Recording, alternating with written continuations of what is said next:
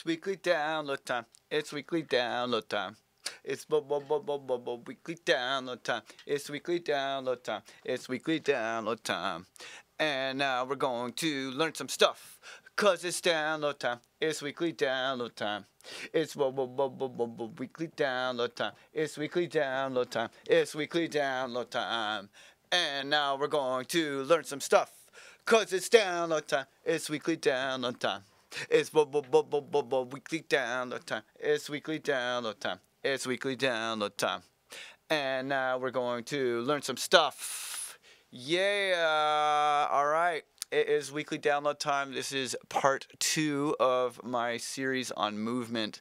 The theme for the next mixtape is going to be movement. So I'm trying to show lots of different ways that you can use movement in your music to kind of just make things a little bit less boring.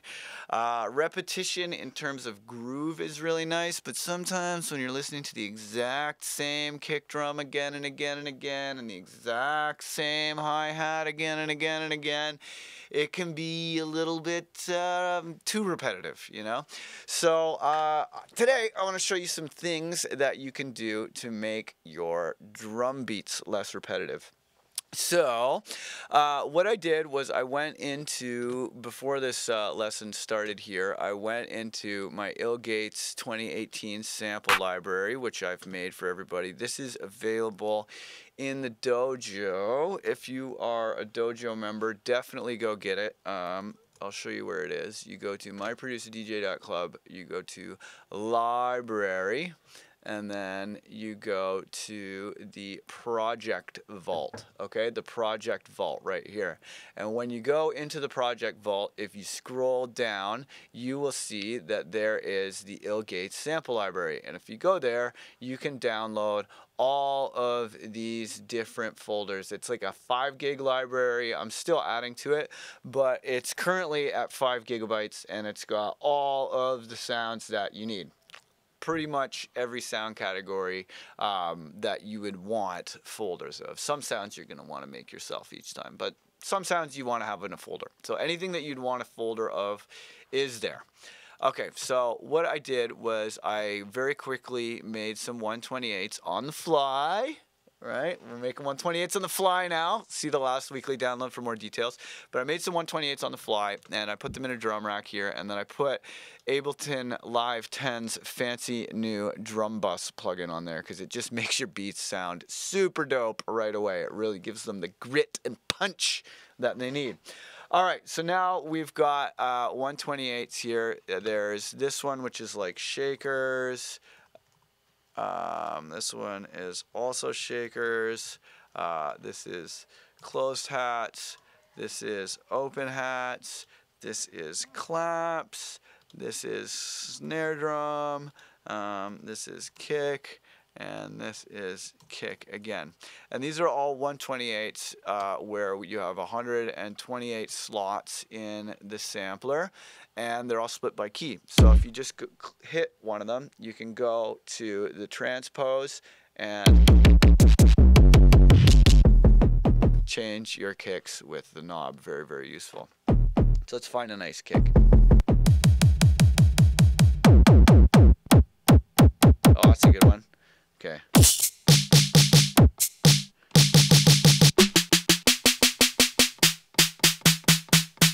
Actually, let's do like a clap and then a snare for the build one. That's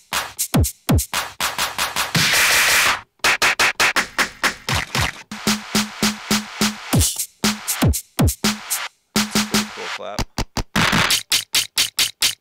I want one that matches that kick.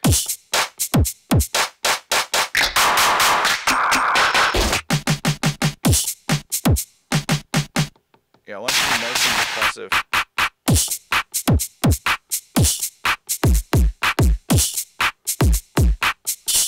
Okay, that could be a bit different.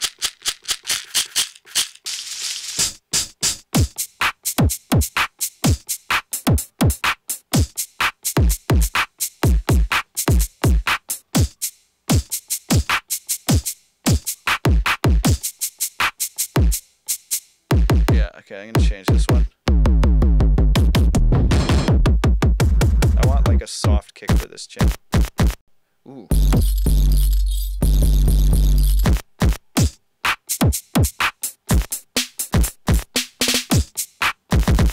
That's a great sound.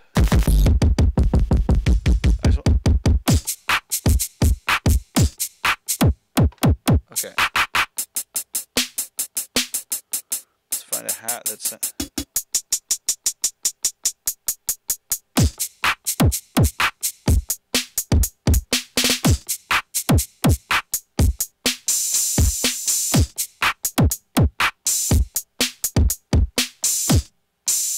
I don't like that open hat.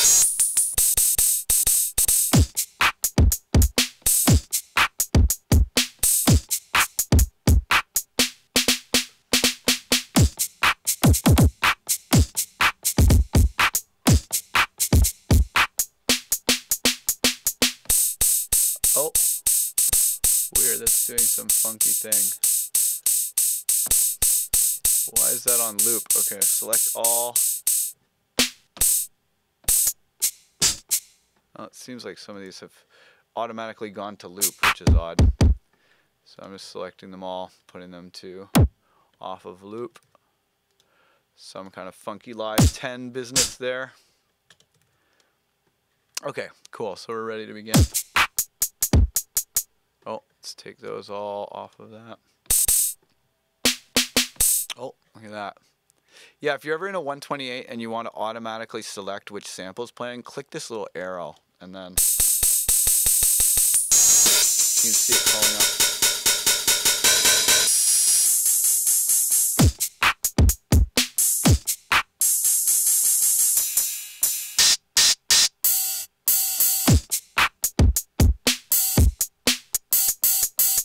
Yeah, I like that. Maybe I'll change this clap again.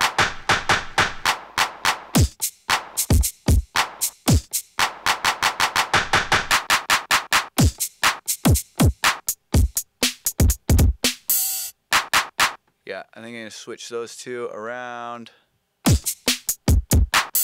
Yeah, cool. Okay, I'm happy with those. So, yeah, so that's, that's how you dial up a drum kit with 128s. It's really, really easy because you're scrolling through the samples in the context of the drum kit instead of in the library. Okay, so now that we've done that, I want to show you a couple things that you can do to add some variety to your sounds, okay? So, first of all, I'm going to show you in the sampler.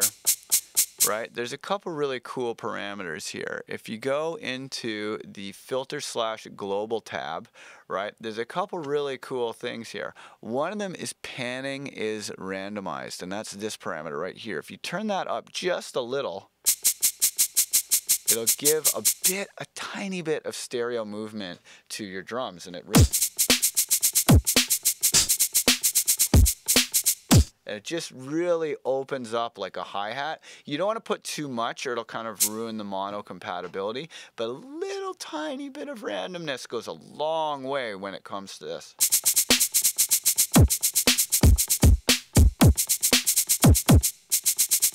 And that little bit adds a lot. Also, I'm going to go into the snare and I'm going to show you another way you can add a little tiny bit of movement to your snare. Now, when a drummer plays a snare, yeah, they're hitting the snare drum, but it might be the same snare drum that they're physically hitting, but they're going to hit it slightly differently each time. There's going to be a little bit of a variation in how hard they hit it. There's going to be a little bit of variation in the tuning, etc. And you can simulate that in your drums, right? And it'll make things like those rolls and stuff sound a little bit better. You don't necessarily want to use this random panning on your snare because you don't want to ruin the kind of power of the snare, but there is some other stuff you can do. So if you go here into the MIDI tab, right, you can see that there's velocity, and you can route velocity anywhere you like. That's a really good thing to do. But I'm also going to go in the modulation tab, and I'm going to turn LFO2 on, and I'm going to set it to the sample and hold or random, and I'm going to take retrigger off. Okay, so that now there's just this random oscillating thing. I'll make it go pretty quick. And then I'm going to send that to the pitch, and then put it just a tiny bit. So I'll put it a lot so you can hear what a lot sounds like, and then I'll dial it back. So this is a lot. So it's effectively randomizing the See, if you put it too slow, it's not randomizing it enough, but if you put it fast. So you want it to be pretty fast, and then you want just a little. Okay, so just a little.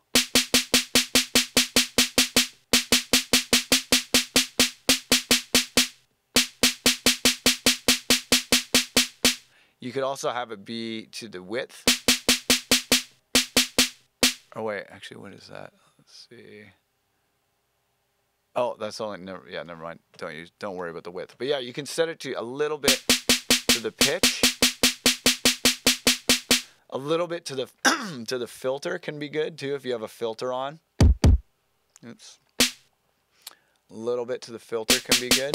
So I'll put this on one of the nice analog models. And then a lot of people, they just use low pass for like this sort of an effect. But actually, if you turn the resonance up and then put the low pass very high, you can use it to boost the highs. Okay, so then I'm going to put that and then put a little bit of filter frequency. And you could modulate the drive, for example, to you, or you could modulate the frequency. Actually, I think I'm going to use the drive. So this is what a lot sounds like.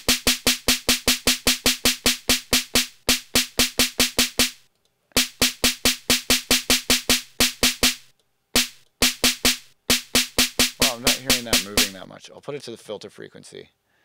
Yeah, see, there we go. We got a little bit of movement there. So I'm going to take a little bit like that.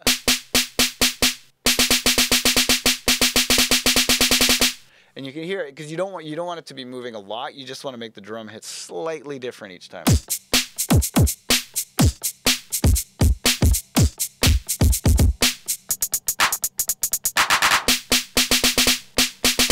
And it just gives it a bit more of a natural feel when you do things like rolls. Oh, excuse me. All right, so now we're gonna get a little bit more squirrely with our programming, and we're gonna fancy up the kick a little bit. So when you are using an analog synthesizer, right? How an analog synthesizer works is the oscillators are just oscillating all the time. They're kind of doing their own thing, and you make a gate on the VCA, which is allowing the oscillator to be heard. But even when you're not hearing the oscillator, it's still oscillating, right? So where that gate punches in on the oscillator, like let's say you're making like an analog kick drum or whatever, right? Where that gate starts, it's not always at the exact same point in the sound wave. It will sometimes get it when the sound wave is up, it'll sometimes get it when the sound wave is down, and it'll sometimes get it when the sound wave is at the zero crossing. So you get a little bit of movement on where the sample actually starts when you're using an analog synthesized kick, and it has a little bit of movement that's nice. So what I'm going to do is I'm going to do that to the kick. Okay, so let's go in here. I'm going to click the little arrow, and we can call up our kick, and you can see this kick is starting every time right there. So I'm going to do the same thing that I did last time. I'm going to turn the LFO on, and I'm going to turn it on to take retrigger off and turn it on to the random sample and hold kind of mode. Right, and then I'm going to send that to sample offset, and I'm going to give it just a little. Well, I'll give it a lot so you can hear what it's doing, but what this is going to do is it's going to randomize the start position on the kick just a little. Okay, so I'll do it a lot so you can hear what too much sounds like, and then I'll dial it back. So you see how some of these it's starting like halfway through the sample, right? That's too much. We just want a tiny, tiny bit. You see how the transient is not exactly the same every time? Right, but you literally just... Right, so that makes it sound a little bit more like a physical thing because it's not exactly the same each time. So you can see sometimes it's getting that sharp little thing at the beginning and sometimes it's not, and it's pretty much random. So now another thing that you can do with the kick, and this is something that I really like to do, is I will give a little bit of noise to it that is like vinyl noise, and here, I'm going to go here, and I'm going to go get the vinyl crackle plugin, and I'm going to put this on the kick, and then I'm going to turn the crackle up. Right? So the problem is that this crackle is crackling all the time. I only want crackle when the kick is playing. Okay, so how do we make it so it only crackles when the kick plays? Well, what I'm going to do is select it, and then right click and put it into a group, right? And then I'm going to make a wet dry. So I'm going to create a second chain called dry, and then this one's going to be called crackle. Okay, and now on the crackle chain, I'm going to put a gate, and that gate is going to make it so that we only hear the crackle when the kick is playing. Okay, so I'm going to add some release time. Now turn the crackle up. Turn the density up. So I'll solo just that chain. But you can see how the crackle is slightly different each time. I sometimes find that the crackle needs a bit of EQ after, because you see there's like, we really just want that crackle up top. And then if you don't want to hear the kick going through it, you can go into the chain selector and go drag it off, right? And then side chain the gate to the dry signal. So say drum rack, and then kick, boop-a-doop, post effects, or pre-effects. Oh wait, is that the right kick? Which one? Here, I'll number them. Kick 1. Okay, so now I can see that it's numbered. Go in here, and I want drum rack, kick 1, dry, post effects. There, so now it's side chaining the gate. So it's only playing the crackle when the kick is present, and it's not doubling up our kick. And then you can fine-tune your settings a little bit.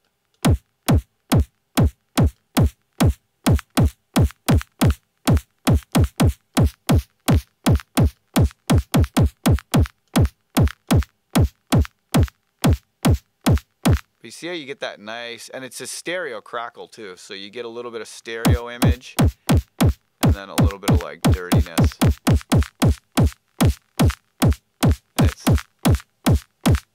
It's not the same each time. It's slightly different.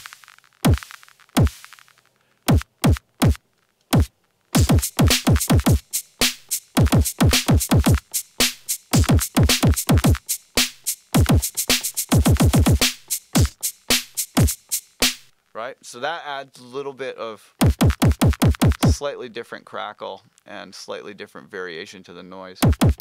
You can get it, you can fine tune it however you like. And yeah, I often put an EQ. But you see how the transient's not quite the same each time, and the crackle's not quite the same each time. I'll turn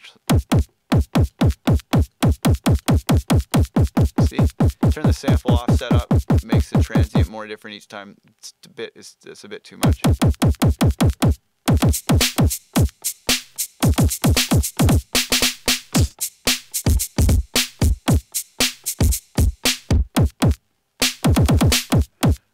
Okay, I'm going to turn the crackle channel down a little. Okay, so that's another way that you can add some movement. So now I'm going to go into this other shaker here, and I'm going to add a little bit of random pan to that one as well. And as well, I think a little bit of a high pass to that shaker just in general. Add a little bit of a high pass. And then another thing that you can do to add some movement here is put an auto filter. Right, and I'm going to put a high pass on the auto filter, and then put an LFO on. And if I turn this LFO up and then turn the phase up slightly, like here, you can hear it makes the left and right ears slightly different from each other. So that gives a little bit of movement. You can also add some envelope and then turn the attack up. And then I never use the clean mode anymore because it's just a bit old school. It just sounds a little too clean.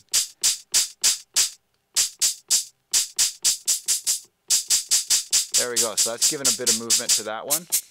Now let's do the hi-hats. And one of my pet peeves is typewriter sounding hi-hats. That shit drives me nuts. So here's how you can avoid that. I'm going to turn the panning to random up a bit. Right? And then I'm going to use the LFO to randomize the pitch very slightly with the randomizer or the sample and hold. And then I'm going to go to pitch and turn it up just a little. Right? See, this is too much. You want just a tiny bit. Also, I'm going to randomize the sample offset just a little.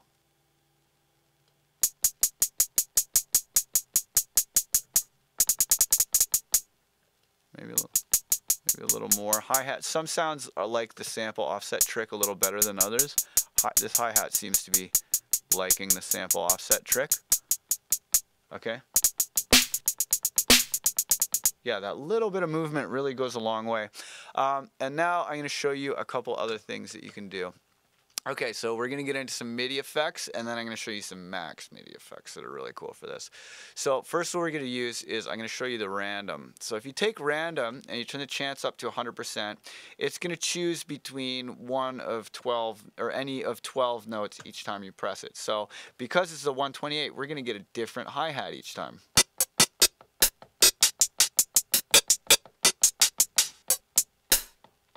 Oh, that one needs to have its starting position tidied up. That one could have its starting position tidied up. Oh, that one too. I want to get that other one when it comes up again. Come on, give me the funny one. That one, there we go. Let's fix that up. Okay. Right? It's cool and it's random and it's switching hi-hats randomly. But what if we want to make a repeating cycle, right? Well, what you can do is go here to the mode on the random plugin and change that to alternating. And now it will cycle through the 12 in a loop. Let's take it down to like 4. So 3, it's like choices 1, 2, 3, 4.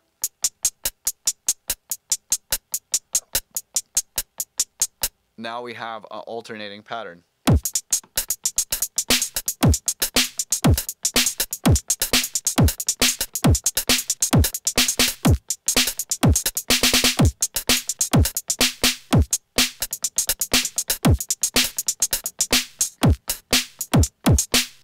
The problem is with this is that there's no way to reset the cycle.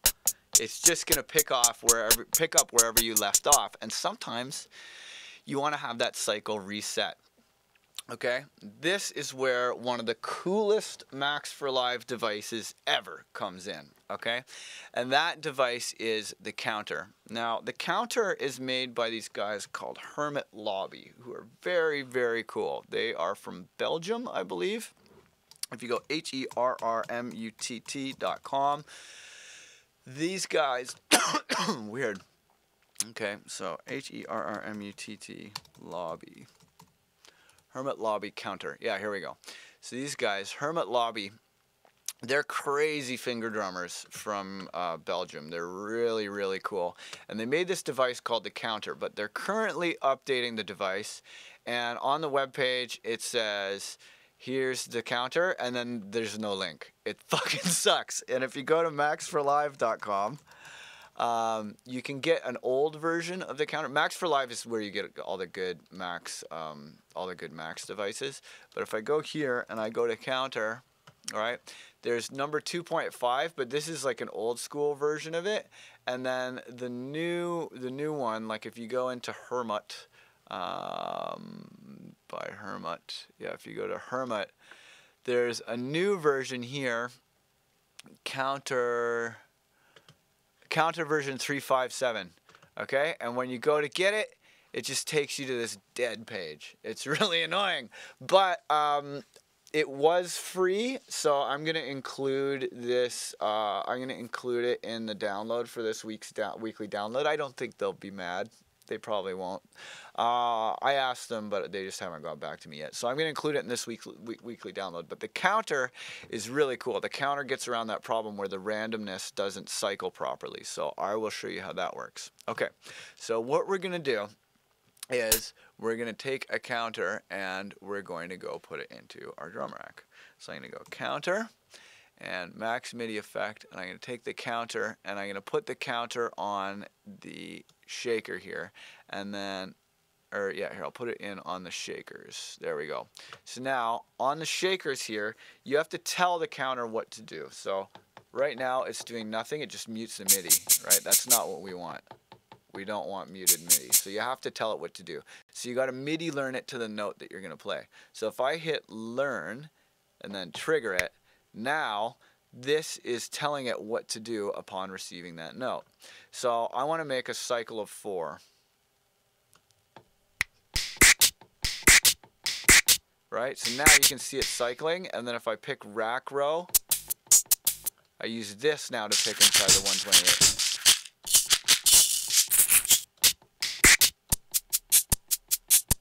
That's nice. There's a little too much bass in the one sample.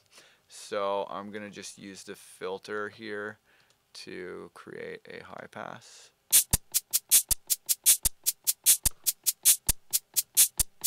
Okay, so now we've got this cycling, but actually I'm going to take the key off of there. Right, but now I want to reset it. So that's where this counter remote comes in. So now if I put the counter remote on the kick, right, I can tell this to send a message to the other counter, right? But how does it know which counter is which? Well, on each counter you can specify the name. So this remote ID, I'm going to say this is count number 1. Okay, so this counter now has the ID 1, and if I go here, I can tell this kick is going to say go to count number 1 and set next to 1, and now the kick resets the other one.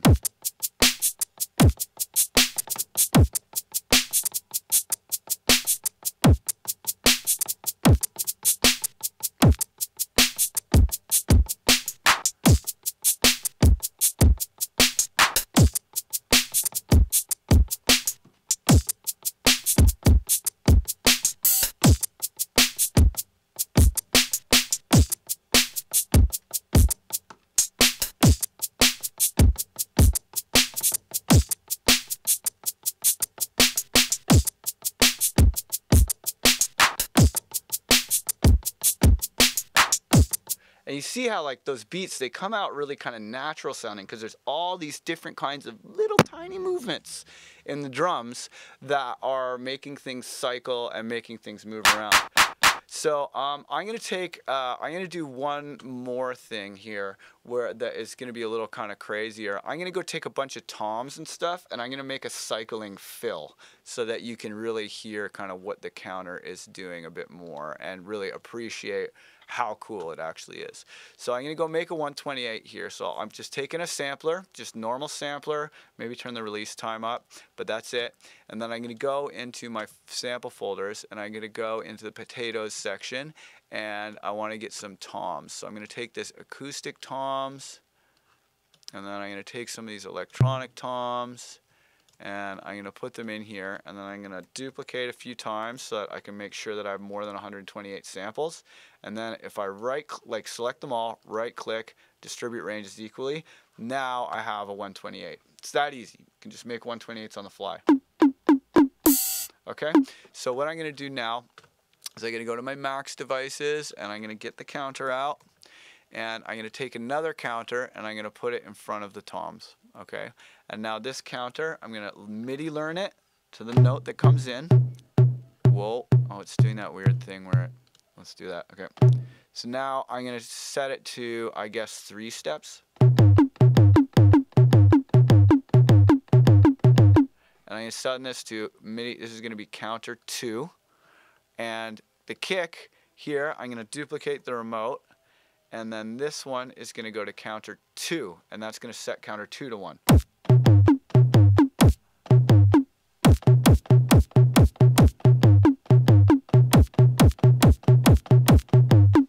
now, if I go here, I'll pick a different set of time.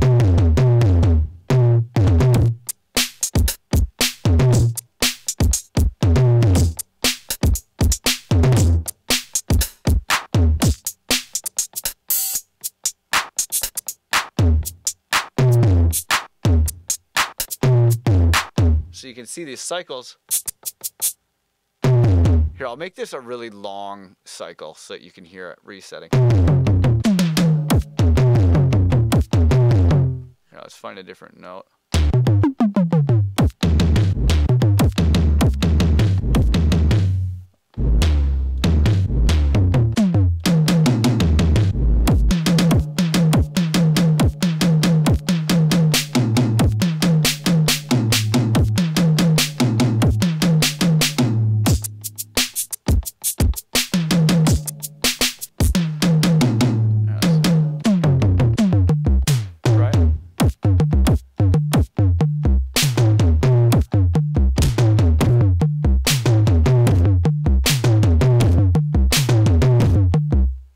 But yeah, so you wouldn't normally have a cycle of 12. I was just doing that for illustrative purposes.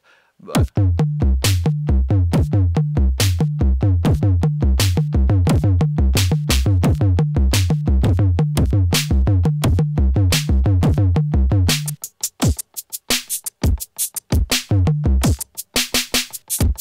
oops.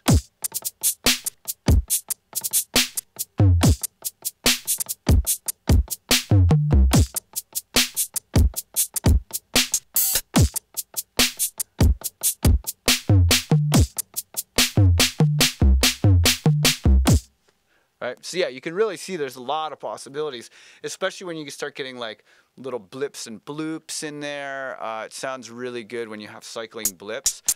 It also can sound great on hi-hats. Let's do one on the hi-hat, and then we can get rid of this random, and then we'll put counter here, make this into counter 3. So this will be counter ID 3. And I'm going to MIDI learn it now to that. It's going to make an increment. Let's make a cycle of 8. And then go back to our kick. And I'm going to make a new remote. And that's going to send counter 3, a set next to 1 message.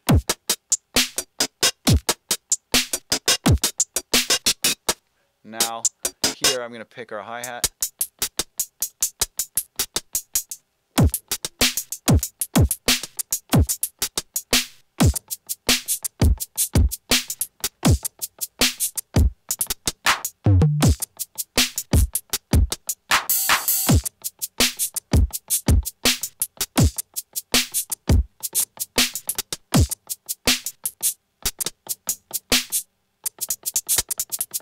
It sounds so cool when you hear them all cycling.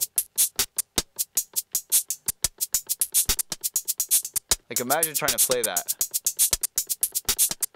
There's literally no other way you could possibly play like that.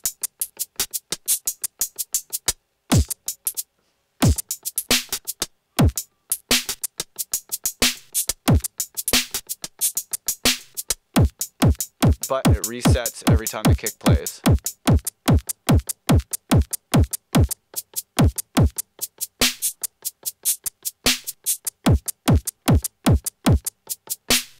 Anyway, so those are some ways that you can add movement to your drums. Those are a bunch of different ways. So there's no excuse for boring beats, guys. There's no excuse. Okay, cool. So that is how you can add movement to your drums. I hope you have a lot of fun with these techniques. And I'm going to save in the folder. I'll make sure that the Macs for live devices are outside of the folder so that those of you who don't have Live 10 can still have fun. All right, thanks a lot for watching, everybody. Big up to everyone who supports me at theweeklydownload.com. And yeah, this is number 65. So yeah, there's, if you want tons of stuff for real cheap at theweeklydownload.com. It's only $5 a week, and you get all 65 weekly downloads. And you support me making more of these. All right, lots of love, everybody. Thank you so much for watching. I'm going to go get back to other things. Peace.